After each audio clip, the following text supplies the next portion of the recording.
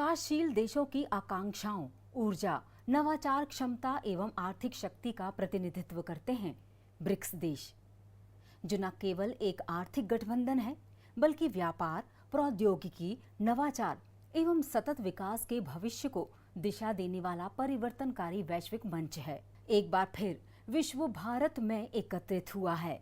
जी हां, भारत ब्रिक्स सम्मेलन की अध्यक्षता कर रहा है। मध्य प्रदेश की आर्थिक राजधानी और मध्य भारत के इनोवेशन हब के रूप में उभरे इंदौर में 9 से 13 जून तक 5 दिवसीय ब्रिक्स सम्मेलन आयोजित किया जा रहा है। इंदौर, जो आधुनिक भारत की स्वच्छता, उद्यमिता, संस्कृति एवं आतिथ्य भावना का उत्कृष्ट उदाहरण है। 9 जून को शुभारंभ दिवस पर भारत और रूस के बीच द्विपक्षीय बैठक हुई। इसमें कृषि व्यापार बढ़ाने, तकनीकी सहयोग मजबूत करने और खाद्य सुरक्षा से जुड़े मुद्दों पर चर्चा की गई। दोनों देशों ने जलवायु अनुकूल खेती और कृषि अनुसंधान में सहयोग बढ़ाने पर भी सहमति जताई।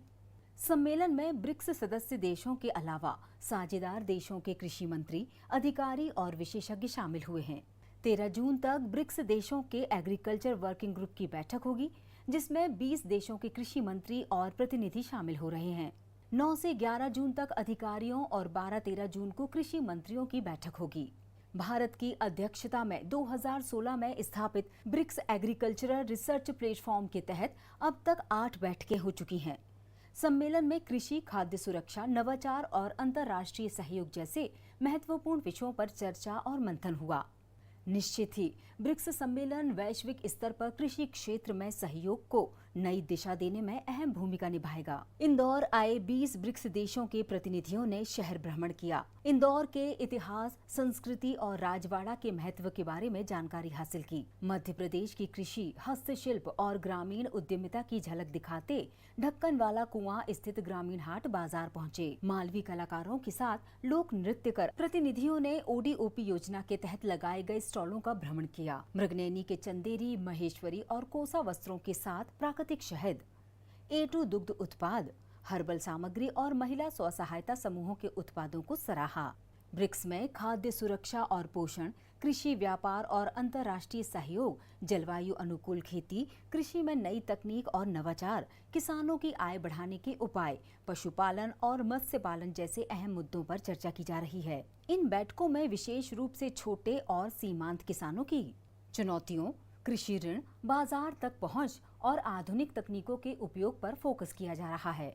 कृषि मंत्रियों के बीच विशेष संवाद में छोटे किसानों, महिलाओं और युवाओं की भूमिका, डिजिटल तकनीक और भविष्य की खाद्य सुरक्षा पर चर्चा होगी। सम्मेलन के अंतिम दिन ब्रिक्स देशों के कृषि मंत्रियों की मुख्य बैठक में कृषि सहयोग, जलवायु परिवर्तन, खाद्य हानि कम करने और कृषि क्षेत्र में नवाचार को बढ़ावा देने पर मंथन होगा। बैठक के बाद संयुक्त दस्तावेज जारी किए जाने की बात सामने आई है।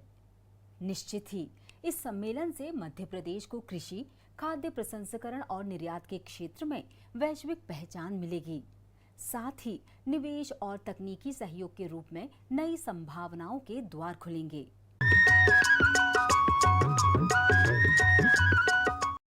नमस्कार, आप देख रहे हैं कार्यक्रम कृषि दर्शन। मैं हूं आपके साथ प्रिया। आज हम एक और महत्वपूर्ण विषय पर बात करने वाले हैं। विषय है खरीफ फसलों की तैयारी। जब खरीफ फसलों की बात करते हैं तो माह की बात भी कर ली जाए। माह यानी जून शुरू हो चुका है। खेतीबाड़ी के लिए ये माह बहुत महत्वपूर्ण माना जाता है। यानी खेतों में इस बार और इस वक्त कई तरह के कार्य किए जा रहे होंगे, जैसे कि गेहूं की कटाई पूरी हो गई होगी, जायद फसलों की देखभाल की जा रही होगी, तो वहीं खरीफ फसलों की तैयारी में भी किसान भाई लग चुके होंगे। तो गर्मी का मौसम है और इस मौसम में खरीफ फसलों की तैयारी कैसे की जाए। आपको बता दें कि मध्य प्रदेश शासन में भी जो हमारा कृषि विभाग है वो भी खरीफ फसलों की तैयारी पर युद्ध स्तर पर तैयारी कर रहा है, ताकि किसान अच्छी खेतीबाड़ी कर सके, इस खरीफ फसलों की उत्पादन बढ़ सके, लागत कम हो, नुकसान कम हो, क्योंकि यही वो समय होता है, पानी की कमी होती है और फसल का उत्पादन भी बेहतर करना होता है। तो कैसे की जाए खरीफ फसलों की तैयारी, इस पर सिलसिलेवार तरीके से आपको जानकारी देने के लिए हमारे साथ मौजूद हैं डॉक्टर हरदयाल वर्मा सर, जो कि डीन है एग्रीकल्चर RNTU भोपाल से। सर, बहुत बहुत स्वागत करते हैं आपका। धन्यवाद।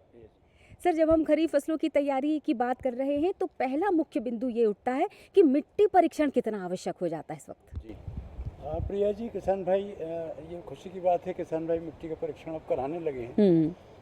बहुत ध्यान इसका रखना है कि मिट्टी परीक्षण से हम अपनी खेती की लागत को कम कर सकते हैं।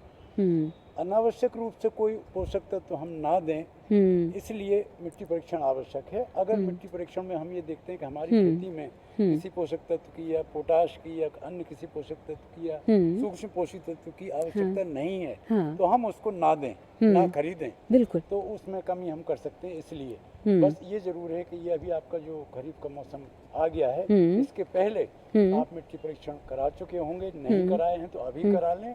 और जितनी अनुशंसा दी गई है विशेषज्ञों द्वारा कृषि पूरी कार्यमाला में जो मिट्टी परीक्षण के आधार पर उसका पालन करें और मिट्टी परीक्षण अवश्य करवाएं। सूक्ष्म पोषक तत्वों का नहीं केवल, बल्कि मुख्य पोषक तत्व के साथ सूक्ष्म पोषक तत्व भी करवाएं। बहुत ज़रूरी, सही बात है। शायद इसीलिए सॉइल कार्ड का बहुत महत्व है और बार बार सरकार इस बात पे जोर दे रही है हमारे किसान भाइयों के लिए कि बहुत ज़रूरी है सॉइल कार्ड का इस्तेमाल किया जाना, आपके पास होना ही चाहिए। और अगर नहीं है तो अधिक जानकारी के लिए विशेषज्ञों से तुरंत संपर्क कर लीजिएगा। इसी के साथ एक और बात है जिसका ध्यान हमारे मध्य प्रदेश की पूरे देश के अन्नदाताओं को रखना चाहिए, और वो है बीजोपचार। तो मैं चाहूँगी इस शब्द को लेकर भी आप थोड़ा सा जानकारी दें और कितना ज़रूरी हो जाएगा खरीफ फसलों की तैयारी के वक्त बीजोपचार। प्रिया जी, मैं सबसे पहले तो किसान भाइयों से ये कहूँ, जो कि हमारे बड़े बुजुर्ग कह गए हैं कि डाल का चूका बंदर और अषाढ़ का चूका किसान, ये कहावत। मतलब अगर आप इसमें चूक गए तो वो स्थिति होगी जो बंदर डाल से चूक जाए तो नीचे ही गिर ही जाता है। तो ये इसका कहने का मकसद ये था कि इसमें बहुत कम समय मिलता है बुआई के लिए।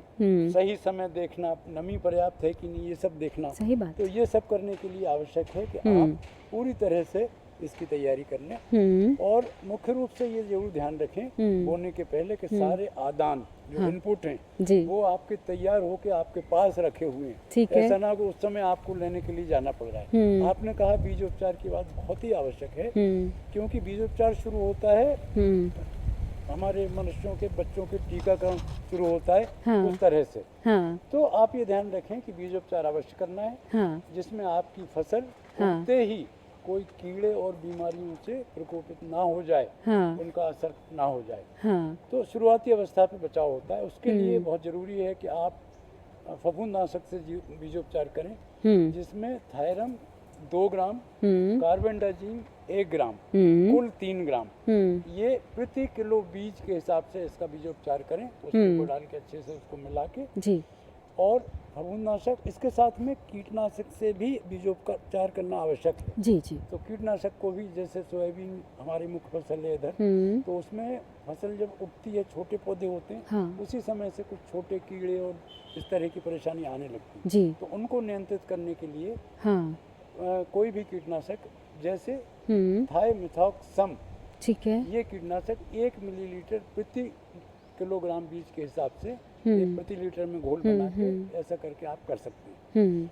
तो इनसे जब बीजोपचार आप करें तो ध्यान रखें कि आप हाथ में ग्लव्स पहने, दस्ताने पहने और मास्क भी लगाएं। तो इसका अच्छे से बीजोपचार करके आप कर पाएंगे। और प्रिया जी, मैं ये भी आपको कहना चाहूँगा, हमारे किसान भाई बहुत जागरूक हो गए हैं। अब कल्चर का जो उपयोग करने लगे वो भी हमारे बीजोपचार का हिस्सा है। इसके लिए राइजोबियम कल्चर का उपयोग करें और पीएसबी भी जो स्फुर घोलक होता है उसका, पोटाश के लिए भी कल्चर आ गए, इनका उपयोग भी 5 ग्राम प्रति किलोग्राम बीज के हिसाब से इसका उपयोग करें। तो ये बीजोपचार हो जाए। छाया में बीजोपचार कर लें, इसके बाद में इसे हल्का छाया में सूखने के बाद में फिर बीज को बोएं, ये आवश्यक है। बीज के बाद अब अगली कड़ी आएगी कि बुआई कब और कैसे की जानी चाहिए। ये भी एक महत्वपूर्ण चीज़ है जहाँ पर सावधानी बरतनी बहुत ज़रूरी है। जी, आपने ठीक सही कहा है। देखिए, बीज बोने के लिए बहुत ज़रूरी है कि समय हम कौन सा चुन रहे हैं। एक तो ध्यान रखना है कि हमको जून के अंत तक बोनी कर देना है। ठीक है।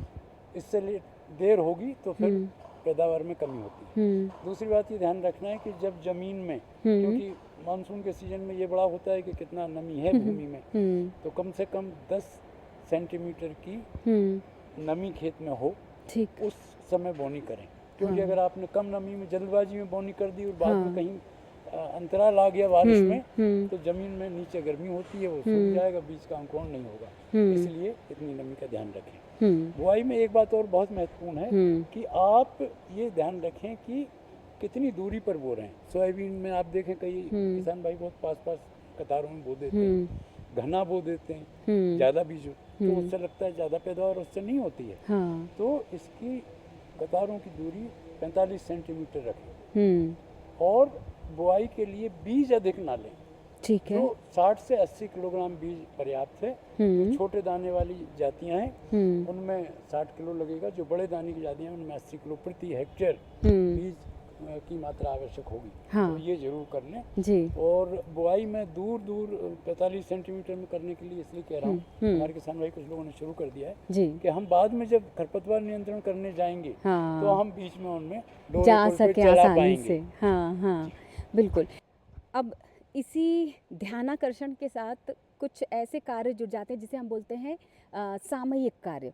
तो समसामयिक कार्य की अगर हम बात करें तो किस तरह के सुझाव सलाह आपकी अन्नदाताओं के लिए होगी? हाँ, किसान भाई ये जरूर ध्यान रखें कि जैसे ही हमारी फसल की बोनी हो जाती है तो हमको फुर्सत नहीं मिलती है कि हम बो के फुर्सत हो गए। ऐसा नहीं है। आगे तैयारी रखना है और आगे तैयारी में ये देखना है कि खेतों का निरंतर जाते रहना, देखते रहना, निरीक्षण करते रहना और उसी समय अगर आपको कहीं कोई इस तरह के कीड़े या बीमारी दिख रहे हैं तो उनका तुरंत उपचार करना है। ठीक है। अब मान लीजिए एक ब्लू बीटल है, सोयाबीन में आता है, बहुत जल्दी अवस्था से भी शुरू हो जाता है जी जी। तो अगर कहीं कहीं दिख रहा है तो तुरंत उसके लिए हम उसका नियंत्रण का उपाय कर दें। हालांकि जो शुरुआती अवस्था है उसमें नियंत्रण के लिए हमने जो बीजोपचार किया है उससे हमें लाभ मिलेगा, लेकिन उसके बाद भी अगर इसकी संख्या बढ़ती है तो उनका करना है। और सबसे महत्वपूर्ण बात है खरपतवार नियंत्रण, क्योंकि खरीफ के मौसम में बहुत कूड़ा करकट खरपतवार होते हैं और वो मुख्य फसल के पौधों को नुकसान पहुंचाते हैं। तो इसके लिए आवश्यक है, जो हम अभी बात कर रहे थे कि दूर हम बोएंगे 45 सेंटीमीटर पर बोएंगे कतारें, तो उनके बीच में हम खरपतवार नियंत्रण कर पाएंगे। उसके लिए बहुत प्रचलित है, हमारे किसान भाई डोरे कुल पे चलाते हैं और अब ट्रैक्टर चलित भी उपयोग करने लगे हैं डोरे कुल पे। तो उसमें भी पतले टायर ट्रैक्टर में लग के और उनको ऑपरेट करते हैं, जल्दी होता है। इससे दो फायदे होते हैं। एक तो ये है कि आपका खरपतवार का नियंत्रण हो रहा है, दूसरा ये है कि नमी का भी संरक्षण हो रहा है। क्योंकि ऊपरी परत मिट्टी की जो खुल जाती है वो भुरभुरी हो जाती है, उससे जो कोशिकाएं हैं वो टूट जाती हैं और वो नमी संरक्षित रहती है। तीसरा फायदा ये हो जाता है कि जो खरपतवार नष्ट हुए हैं वो वहीं रहते हैं, तो वो मिट्टी में सड़कर उसको पोषक तत्वों का काम करते हैं। अच्छा। तो ये ध्यान बहुत जरूरी रखना है। और एक और सामयिक कार्य में एक सावधानी की बात है ये कि किसान भाई अपने सिंचाई के सिस्टम को भी तैयार रखें। ठीक है। ना पड़े जरूरत अच्छी बात है, लेकिन शुरुआती अवस्था में अगर कहीं गैप आ गया, अंतराल आ गया बारिश में, तो छोटे पौधे जल्दी नुकसान उनको होता है। नुकसान होता है। तो उनको अगर कहीं ऐसा लगता है तो हम सिंचाई के लिए तैयार हैं। उस समय ना हो कि सब तैयारियां कर रहे हैं जब तक देर हो जाए। ये महत्वपूर्ण बात है। फिलहाल रुकते हैं एक छोटे से ब्रेक के लिए, लेकिन ब्रेक के बाद खरीफ फसलों की तैयारी पे सवाल जारी रहेंगे। अरे सुन तो। मुझे क्या सुनाना चाहते हो? जो सुनाओ मेरी सौतन को। किसको? अरे वही तुम्हारा मोबाइल फोन जिससे सुबह शाम दिन रात चिपके रहते थे और कहते थे किसान कॉल सेंटर से बातें हो रही हैं। अच्छा ये बात है। हाँ क्यों, क्या हुआ? अब बात नहीं होती क्या? अब तो झट से बात हो जाती है। संबंधी समस्याओं का अपनी भाषा में तुरंत हल पाने के लिए पूरे भारत में किसी भी फोन से हेल्पलाइन नंबर पर संपर्क करें। किसानों का दोस्त किसान कॉल सेंटर।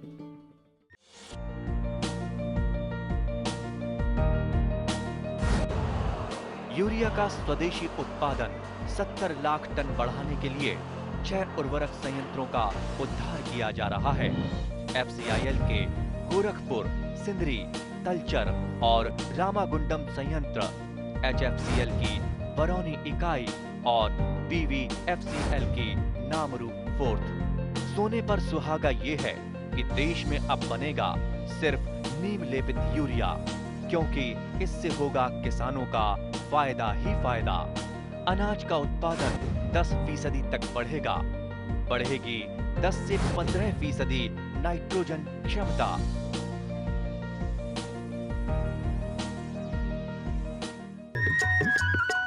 ब्रेक के बाद एक बार फिर से आप सभी का स्वागत है। आप देख रहे हैं कार्यक्रम कृषि दर्शन। बात कर रहे हैं खरीफ फसलों की तैयारी पर।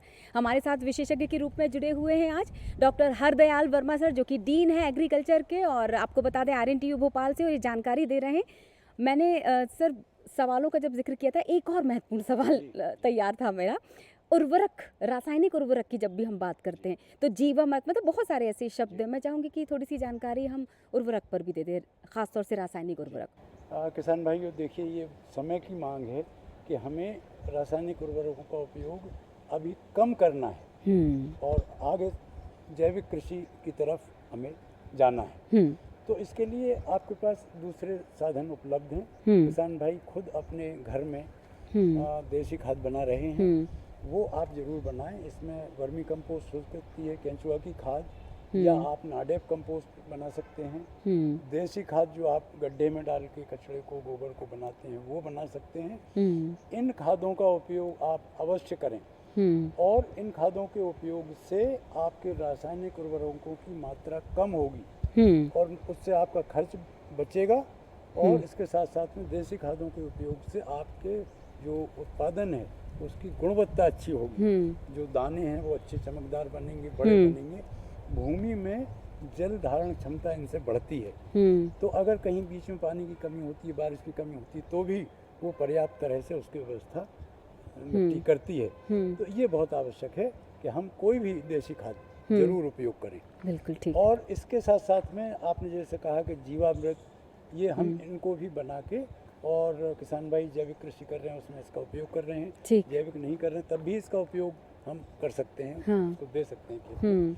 उससे ये होगा कि आपकी भूमि की दशा सुधरेगी, उसमें वायु का आवागमन अच्छा होगा और बहुत सारे पोषक तत्व और अच्छे से मिलेंगे।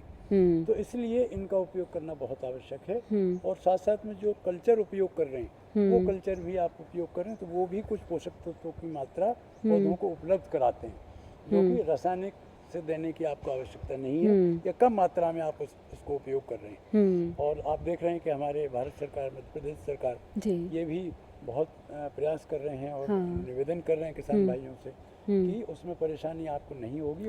ये आपका उत्पादन अच्छा, गुणवत्ता भी अच्छी होगी। हर फसल के लिए अलग अलग रासायनिक तत्व हैं जो फायदा पहुंचाते हैं, और जैसा कि आप बोलते हैं कि ज़रा सी चूक हुई और असावधानी उत्पादन पर सीधे प्रभाव डालती है, फसल की गुणवत्ता पर प्रभाव डालती है।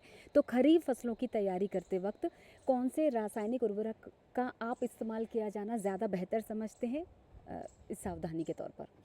तो इसमें आप ये देखें कि अगर आपके पास में जैविक खाद उपलब्ध है, अच्छा, तो जैविक खाद आप डालिए। ठीक है। जैविक खेती अगर आप कर रहे हैं तो आपको केवल जैविक खाद ही डालना है। लेकिन अगर आपको रासायनिक उर्वरकों की भी आवश्यकता पड़ रही है, उनको भी आप साथ में शामिल कर रहे हैं, तो उसमें मुख्य रूप से आपको नाइट्रोजन, एस्फर और पोटाश, ये 3 देना है, और गंधक, सल्फर। तो इसमें नाइट्रोजन में जैसे आप देखें यूरिया से आप देते हैं, एस्फर आप DAP से देते हैं, या सिंगल सुपर फॉस्फेट से भी देते हैं, इनका भी आप उपयोग कर सकते हैं। पोटाश के लिए अलग है, वो पोटाश का हमें म्यूरेट ऑफ पोटाश नाम से आता है, तो उसको भी पोटाश की पर्याप्त मात्रा देने के लिए उसका उपयोग किया जाता है। सल्फर के लिए आप जिंक सल्फेट दे सकते हैं। तो ये पहले आप पूर्ति करें अपनी फसल की मुख्य रूप से। फिर दूसरा नंबर आता है सूक्ष्म पोषक तत्वों का, चाहे वो तांबा हो, लोहा हो, ये भी बहुत चीज़ें ऐसी हैं जो अब कम आने लगी हैं। बड़ा पूरे प्रदेश में इसका सर्वे किया गया है, उसके मध्य प्रदेश शासन ने उसके आंकड़े भी दिए हैं कि किन क्षेत्रों में कौन कौन से पोषक तत्वों की कमी है। उसको देखकर भी किसान भाई सचेत हो जाएं कि अगर मैं इस क्षेत्र में आ रहा हूँ तो इसमें इन पोषक तत्वों की कमी बताई गई है, तो आपके सॉइल हेल्थ कार्ड से और वो प्रभावी होगी। लेकिन तैयार रहें, सचेत रहें कि इन पोषक तत्वों का हमको उपयोग करना है। जी, बहुत सारी जानकारी हमारे किसान भाइयों को मिल गई, क्योंकि अभी अब तैयारियों में वो जुट चुके हैं। तो किस तरह की खरीफ फसलों की तैयारी में सावधानी ज़रूरी है और किन चीज़ों का ध्यान रखा जाना बेहद ज़रूरी है। तो फिलहाल की यहाँ पर मैं आपको धन्यवाद करना चाहूँगी सर, क्योंकि समय इजाज़त दे रहा है। हमारे साथ डॉक्टर हरदयाल वर्मा सर जुड़े हुए थे, जो कि डीन एग्रीकल्चर है RNTU भोपाल से, और चर्चा कर रहे थे खरीफ फसलों की तैयारी पर।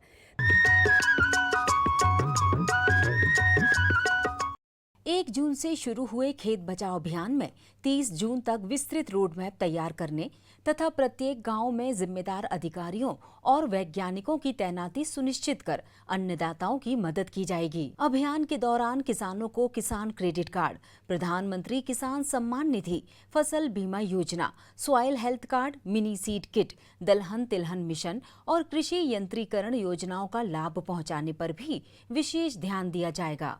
इससे न केवल खेतों की सुरक्षा होगी बल्कि किसानों की आय, जागरूकता और कृषि प्रबंधन क्षमता भी मजबूत होगी। पूर्व में चलाए गए कृषि जन जागरण अभियानों की तरह खेत बचाओ अभियान भी कृषि सुधार और जन जागरूकता का सफल अध्याय साबित होगा। अपने किसान भाइयों से आज रायसेन की इस पवित्र धरती रमासिया गांव से ये संदेश देना चाहता हूं, मेरे भाइयों और बहनों, फसल लगाओ। मेरे लिए तो किसान ही भगवान है, क्योंकि वो अन्न पैदा करता है, अन्नदाता। अन्नदाता जीवन दाता भी है और जीवन दाता भगवान नहीं तो भगवान से कम भी नहीं हो सकता। किसान मेरे लिए भगवान जैसे हैं, उनकी सेवा भगवान की पूजा है।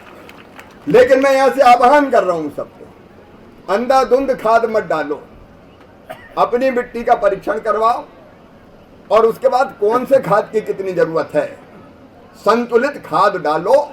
उसके प्रयोग हम यहाँ भी करेंगे। एक ऐसा ऐप आया है कि अपन खेत में चलेंगे तो मिट्टी में तत्व बता देगा। अभी अभी बनाया, वैज्ञानिकों ने बनाया है, ताकि धीरे धीरे अपन को ही पता चल जाए। लेकिन तब तक मिट्टी का परीक्षण भी विधिवत अपन करवाएंगे, ताकि आगे मुझे देखो खेती बदलनी है। बदलनी है मतलब ऐसी करनी है कि जिसमें किसान को ज़्यादा आमदनी हो और ज़्यादा फसल पैदा हो और खर्चा घटे, लागत घटे, उत्पादन ज़्यादा हो, मुनाफा बढ़े। ऐसी खेती करवानी है, क्योंकि आपने मुझे, प्रधानमंत्री जी ने मुझे आपके आशीर्वाद से कृषि मंत्री बनाया है। तो उस पर मैं पूरी ताकत से काम करूंगा ताकि पूरे देश के किसानों का फायदा हो और यहाँ भी सब किसानों के लिए जी जान लगाने की कोशिश करूंगा।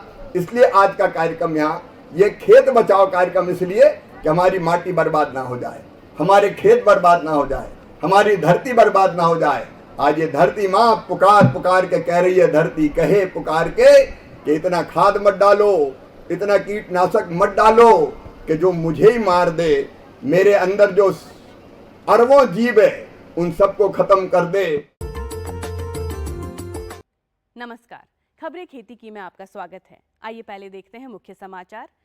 टीम एग्रीकल्चर देगी कृषि विकास को नई रफ्तार। मध्य प्रदेश ने गेहूं खरीदी में बनाया नया रिकॉर्ड। बरसात में लगाए भिंडी, सोयाबीन की बोनी 4 इंच वर्षा के बाद करें, कृषि वैज्ञानिकों की सलाह।